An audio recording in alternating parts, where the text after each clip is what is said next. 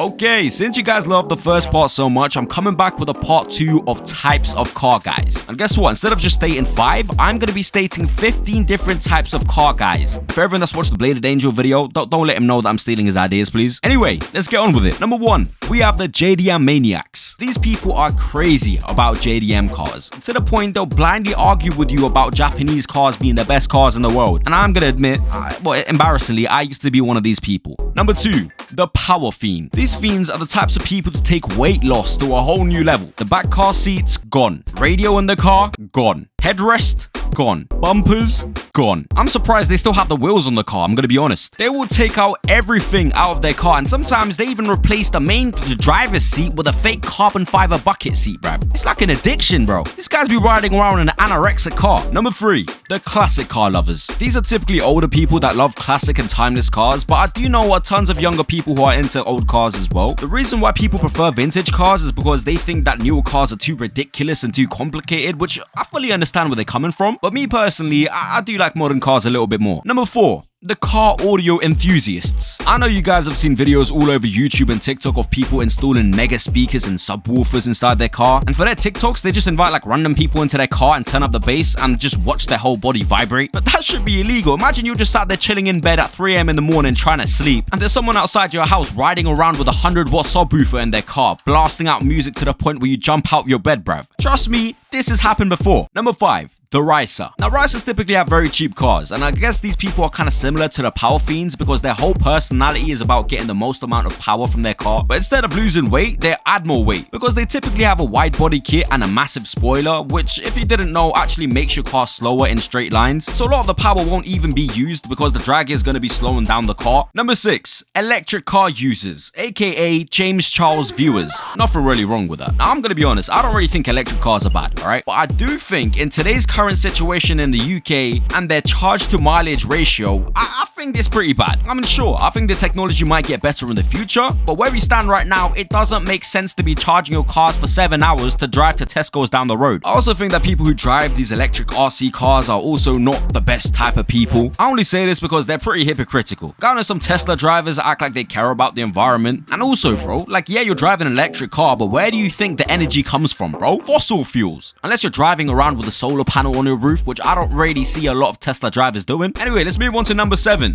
the kiddies. Now, kids who are car lovers are probably the most cringiest people I know. They all love the same JDM car, so I like to split up these kids into 2 different types. One of the types of kiddie car lovers are the basic kids. You know, these kids like 1 or 2 cars, either Supras or GTRs. And then we have the advanced nerdy kiddies. They like other cars like RX-7s and Miatas, and maybe even GT3 RSs. Number 8, people with sleepers. Now, in the car community, sleepers means cars that look stock and shit, but has a very powerful engine under the hood. They normally do this to surprise people that have supercars, because from the outside it looks like a family car that you wouldn't expect to have a massive engine inside of. Number 9, the drifters. These people are definitely BMW drivers that have modified their engine in some way. They've 100% welded their differentials, and they're drifting like Tesco's car park at 3 AM in the morning, but all in all, cool guys. Number 10, we have the Fast and Furious fanatics. They've memorized every single line of dialogue and recite the specs of the cars in the movies without fail. These guys are absolute nerds about Fast and Furious, bro. They know every single car at every single movie at every single time frame.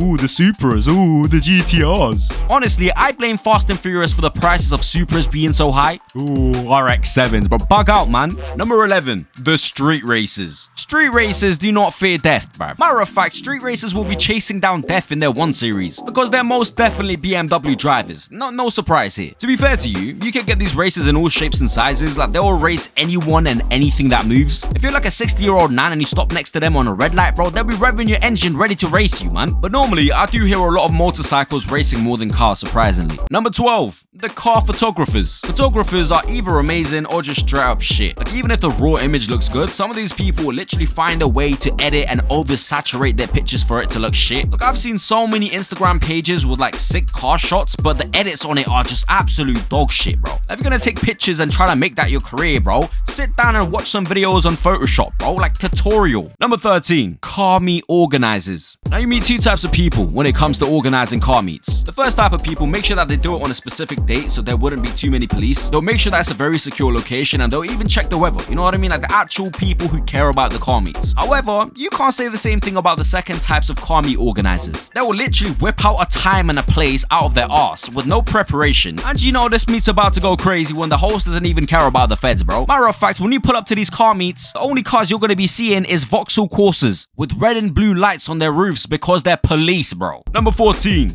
Rich people. I severely dislike people that have more money than brains. Bro, people with money are literally the reasons why retro supercars are becoming rarer by the day. In my opinion, bro, I think these idiots should have their license taken away from them. Like, I don't even care if they can drive, bro. Stop taking away my favorite cars. And last but not least, number 15. The vintage restorer. I absolutely adore people that take dirty barn finds and restore everything to make the car look brand new again. And it's not even just bar finds that I'm on about. I'm talking about people like Matt Armstrong that buy just like wrecked up cars and fixes them to make them look brand new again. I mean, if it wasn't for him, cars like the Porsche GT3 and McLaren 720s and even my personal favorite Audi RS6 Avant would have gone to scrap because he fixed these cars. And I just love watching the whole process as well. It's actually so entertaining to me. And as of currently, bro, this guy's restoring Marcus Rashford's Rolls-Royce Wrath, which by the way is a Mansouri edition. Anyway, I'm hoping that you guys are enjoying my videos. I'm working so hard to make sure that I push these out every single week. Thank you guys so much for the support so far. We're so close to 500 subscribers, and by the end of this year, I want to hit at least 10,000 subscribers. Thank you guys so much for watching, and I'll see you in the next video.